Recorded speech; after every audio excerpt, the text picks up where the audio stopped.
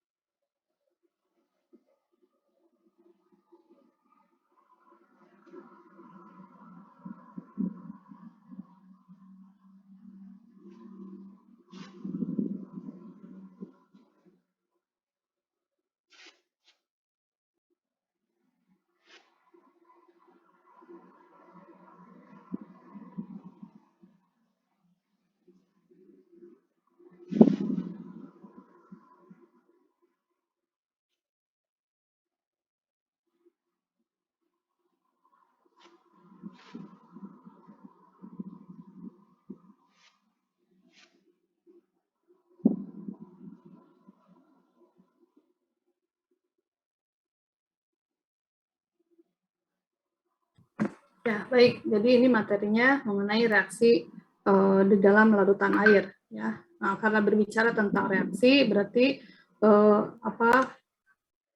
pengetahuan sebelumnya tentang penulisan reaksi, penyetaraan reaksi, ya, dan konsep mol itu sudah tidak menjadi masalah seperti itu. Ya, oke, baik. Materi mana kira-kira yang akan dibahas atau minta dibahas? Silakan. Jadi di sini tujuan atau setelah mempelajari bab ini nanti Anda harus bisa paham mengenai larutan, ya, kemudian bisa membedakan larutan elektrolit non elektrolit, ya, kemudian bisa memahami larutan asam basa, ya, kemudian bisa memahami reaksinya yaitu reaksi metatesis terutama, kemudian bisa menghitung konsentrasi larutan. Nah di sini ada aspek hitungan ya, aspek kuantitatifnya yaitu mengenai konsentrasi larutan. Ya, yang mungkin paling populer molaritas ya. Yang paling populer adalah molaritas, tapi konsentrasi itu tidak hanya molaritas. Ya, kemudian nanti ada stokiometri larutan. Nah, kemudian nanti aplikasi dari stokiometri larutan di dalam tidak hanya analisa kimia sebetulnya ya, bisa dalam berbagai hal. Seperti itu. Silakan.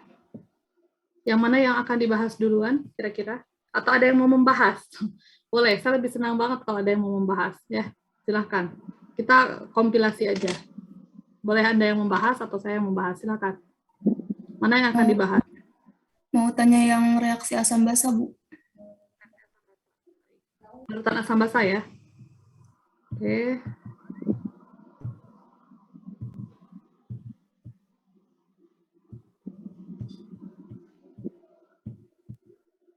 Yang ini?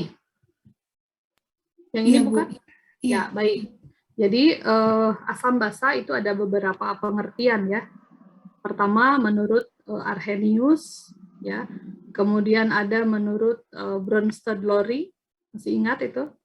Kemudian ada menurut Lewis, ya, G.N. Lewis, Gilbert and Lewis, seperti itu. Ya, nah itu pengertiannya berbeda masing-masing. Nah di sini yang paling mendasar itu adalah pengertian menurut Arrhenius. Ya, jadi asam itu adalah kalau menurut Arrhenius itu yang ketika dilarutkan di dalam air, ya, jadi sesuatu dilarutkan di dalam air, ya, atau bereaksi dengan air itu melepaskan ion hidronium, ya, H3O+.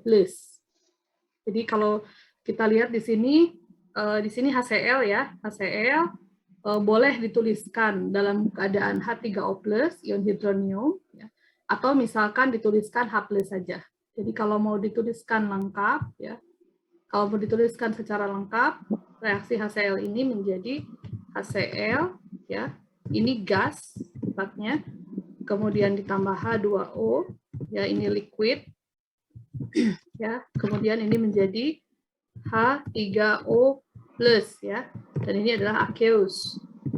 Kemudian ditambah dengan Cl-. Seperti itu. Nah, ini reaksi lengkapnya, ya. Ini reaksi lengkapnya. Jadi pengertian asam menurut menurut Arrhenius, jadi ketika direaksikan dengan air, ya, atau dilarutkan dalam air, dia membentuk H3O+ atau ion hidronium, ya, dengan ion lainnya. Nah, ini H3O+ ini yang kemudian didefinisikan sebagai asam, seperti itu. Ya, nah kemudian kalau basa berarti adalah zat yang bisa melepaskan ion OH- di dalam air, ya, ion OH- di dalam air, misalnya NaOH, ya, ketika dilarutkan di dalam air dia menghasilkan Na+ ditambah OH-, seperti itu, ya. Atau yang bisa melepaskan OH- tidak selalu cirinya ada OH, tidak selalu, ya, bisa juga oksida seperti CaO, ya. CaO ini kalau direaksikan dengan air H2O bisa menghasilkan CaOH 2 kali, seperti itu. Jadi oksida itu seperti CaO, MgO, NaO, ya, Na2O, kemudian K2O. Nah, itu adalah senyawa-senyawa oksida. Dan itu kalau direaksikan di dalam air dia bisa melepaskan OH-, seperti itu. Jadi kalau yang khusus untuk yang oksida ini ketika direaksikan dengan air itu membentuk dulu CaOH 2 kali. Nah, kemudian berikutnya CaOH 2 kali ini atau kalsium hidroksida ini akan larut lagi menjadi Ca2+ ditambah 2 OH-. Seperti itu. Jadi kalau untuk oksida ini reaksinya bisa 2 tahap, ya. Jadi tahap pertamanya ini, tahap keduanya adalah seperti ini. CaOH 2 kali, ya, ditambah air seperti itu menjadi Ca2+, ya, Ca2+ ditambah OH- 2 kali, 2 OH-, seperti itu. Jadi tahapnya 2 kali. Jadi intinya dia melepaskan OH- aja. Ya, produknya terhadap OH-, maka itu dia berarti adalah basa Arrhenius, ya. Kalau di dalam produknya ada H3O+ atau H+, ya, boleh H+, boleh H3O+, maka dia adalah asam Arrhenius, seperti itu. Nah, untuk asam sendiri bisa melepaskan satu, ya, seperti HCl, ini hanya melepaskan 1 H+. Maka disebut sebagai asam monoprotik. Tapi bisa juga 2, ya. Contohnya H2SO4, ini melepaskan 2 H+. Nah, ini tahap 1 reaksinya, ya.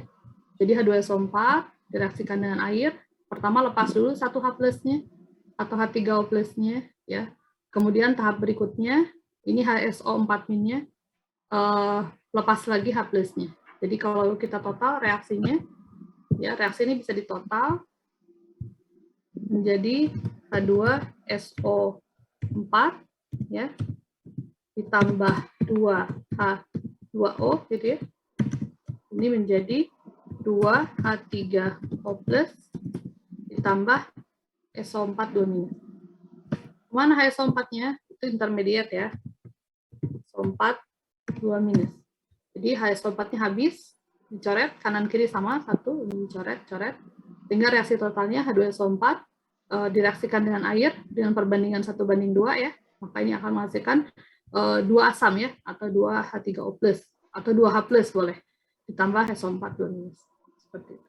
Ya, jadi bisa menghasilkan 2. Nah, disebutnya sebagai diprotik. Ada triprotik, contohnya apa? Asam triprotik, contohnya? Bulan, apa Bulan? Asam triprotik? A3PO4, Bu. A3PO4 betul ya, itu triprotik ya, dan bisa banyak, bisa N-protik ya, atau poliprotik ya, poliprotik ya, bisa banyak. Ada yang 4, ada yang 5, 6 dan seterusnya ya, tapi biasanya sudah tidak umum gitu ya, tidak umum ya, yang sering itu sampai triprotik lah, seperti itu. Oke, jelas mengenai definisi Arrhenius? Cukup jelas? Ada pertanyaan lagi? Berikutnya Bronsted-Lowry.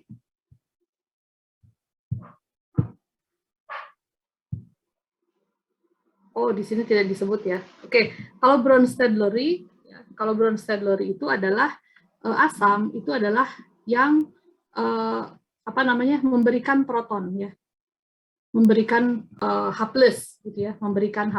Jadi bukan menghasilkan, tapi memberikan H+, ya, memberikan H+. Kalau basa itu yang menerima H+. Jadi contohnya, oke, di sini mungkin saya bahas satu lagi ya. Saya harus tambahkan di sini berarti.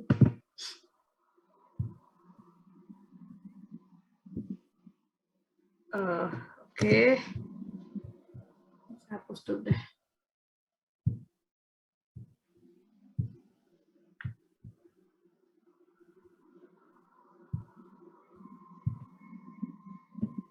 Asam, basa, Bronsted.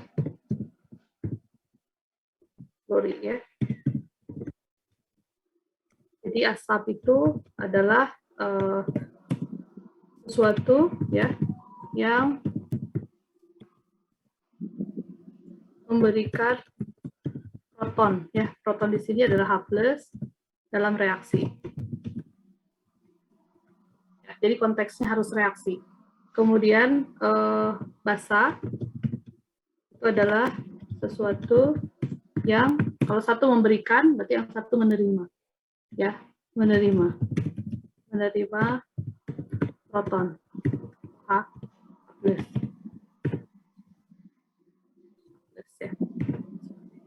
dalam reaksi. Ya, misalnya di sini saya ambil contoh ya, NH3 ya, NH3 ditambah dengan H2O. Ya, nah ini reaksinya menghasilkan apa? NH4OH ya, NH4. Oke, ditambah NH4+, tambah OH minus ya, OH minus. Jadi di sini kita bisa lihat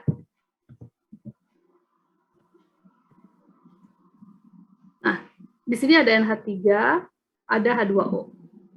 Kira-kira mana yang memberikan H+ nih? NH3 atau H2O? H2O. H2O. Oke. Berarti di sini H2O adalah asam ya, asam Bronsted. Ingat ya, asam Bronsted. Di sini. Ya, jadi di sini dia sebagai asam Bronsted. Seperti itu ya, karena dia memberikan protonnya. Kepada siapa dia memberikan proton? NH3. NH3 kepada amonia ya. Nah, kalau begitu amonia ini menerima proton ya. Kalau begitu amonia ini sifatnya sebagai apa? Basa Bronsted. Ya, basa Bronsted.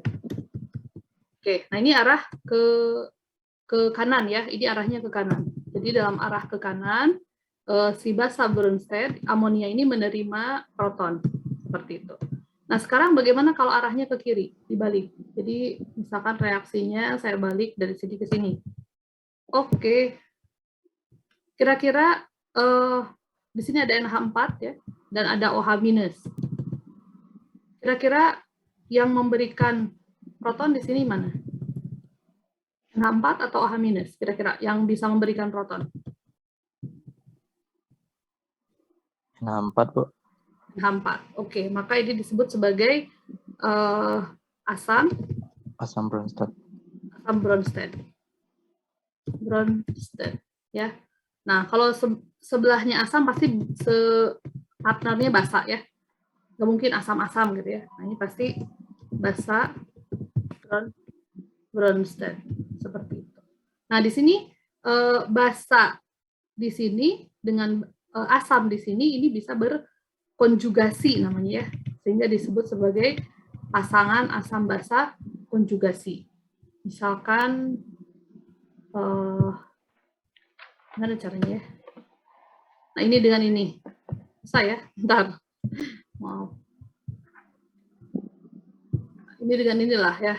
Oke, amonia dengan NH4. Ini adalah pasangan asam basa konjugasi dari Bronsted-Lowry. Gitu. Ya, masih ingat ya? Oke. Kemudian air dengan dengan OH itu juga sebagai pasangan asam basa konjugasi ya. Pasangan asam basa konjugasi, dan pasangan asam basa konjugasi itu ada di prinsip asam basa Bronsted-Lowry. Gitu ya. Jadi kalau menurut Arrhenius, H2O itu bukan asam ya. Kalau menurut Arrhenius, H2O itu bukan asam gitu ya. Seperti. Tapi kalau dalam Bronsted-Lowry, H2O ini bisa bertindak sebagai asam. Seperti itu. Jadi kalau Bronsted-Lowry melihat asam atau basa dilihat reaksinya, konteksnya ya, dalam konteksnya. Dia memberikan H+ atau dia menerima H+. Itu saja. Seperti itu. Oke ya. Nah, satu lagi adalah konsep Lewis ya. Ini kalau belum ada tolong ditambahkan aja ya. Asam basa Lewis. Ya. Kalau Lewis ada yang tahu apa? Asam Lewis bertindak sebagai penerima pasangan elektron, Bu. Ya, dia akseptor. Ya, akseptor pasangan elektron. Ya. Kalau basa berarti sebaliknya. Donor. Donor pasangan elektron. Ya. Contohnya apa? Nah, kalau Arrhenius, ya, Bronsted-Lowry, itu asam itu pokoknya harus ada H+ paling tidak ya. Basisnya adalah H+. Basisnya proton gitu ya. Tapi kalau Lewis berbeda. Kalau Lewis itu dia logam pun bisa dikatakan asam atau basa ya. Jadi dilihat dari konteksnya. Misal saya ambil contoh di sini Ag ya, perak. Nggak bisa huruf kecil ya. Nggak bisa huruf kecil. Oke, perak ya, silver ya, ditambah dengan Cl ya, Cl seperti itu, klorida. Ya, nah kita tahu klorida itu Cl- itu pasangan elektronnya ada 4 ya. Betul tidak? Cl- kalau konfigurasi elektron Cl itu elektron valensinya ada 7, betul? Cl, betul? Elektron valensinya ada 7 ya. Nah, kalau Cl- berarti elektron valensinya menjadi 8, gitu ya, sehingga penulisannya gimana saya nulis ya?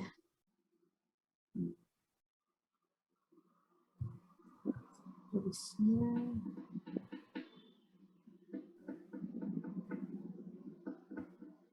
agak susah nulisnya. Coba di sini Cl, kemudian titik 2 ya, kemudian di sini juga ada titik. Nah, ini kemudian di atas juga ada 2 titik. Gimana caranya ya bikinnya?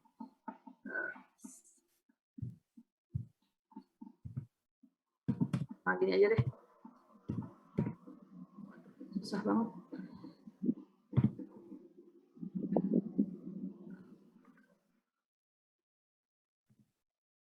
Jadi kalau Cl- ya, nah, saya gambarkan 2 saja ya di sini ya.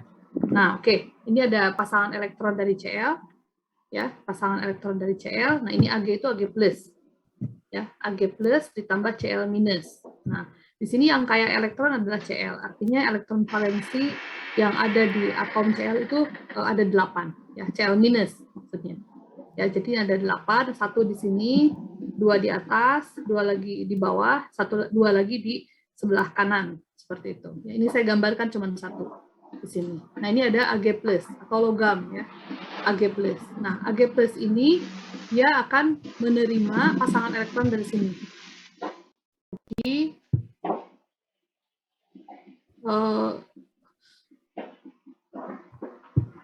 sini. Jadi dari sini itu didonorkan ke Ag sini. Ya.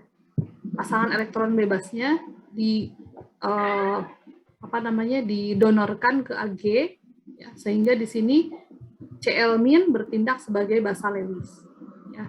Nah, sementara Ag ya, karena menerima pasangan elektron maka disebut sebagai asam Lewis. Sehingga produknya apa? AgCl. Ini harusnya huruf kecil ya, cuman saya tidak tahu kok ini nggak bisa. Hurufnya kok besar ya? Bisa nggak?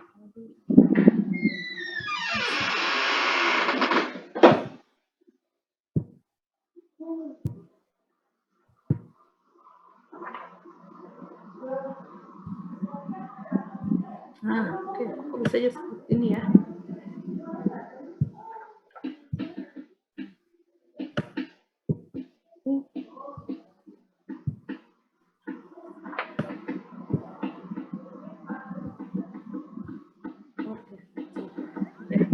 Jadi ini aqueous ya, larutan. Oh, kembali lagi nih. Ini juga aqueous sama ini menjadi suatu solid. Ya, jadi ini di sini asam adalah asam Lewis tapi ya. Ini sebagai asam Lewis ya, si logamnya. Kenapa? Karena logamnya dia menerima pasangan elektron. Nah, sementara Cl-nya ini adalah sebagai basa. Produknya apa? Garam. Ya, jadi di sini konteks asam basanya sedikit berbeda dengan Arrhenius dan Bronsted-Lowry. Ya. Untuk Lewis lebih universal, biasanya untuk ion-ion logam ya, sehingga dikatakan logam itu adalah asam, ya, tapi asamnya adalah asam Lewis. Baik, itu mungkin untuk yang pengertian asam basa. Berikutnya, silahkan. Mau bahas yang mana? Atau ada yang mau membahas, silahkan ya. Saya nggak, ini loh, saya tidak membatasi ya. Silahkan mau yang membahas seperti kemarin, itu lebih bagus lagi.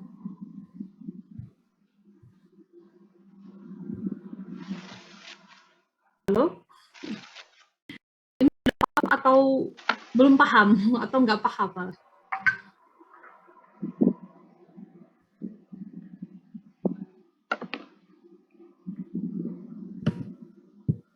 Tadi yang bertanya siapa? Wulan. Wulan gimana? Sudah paham belum?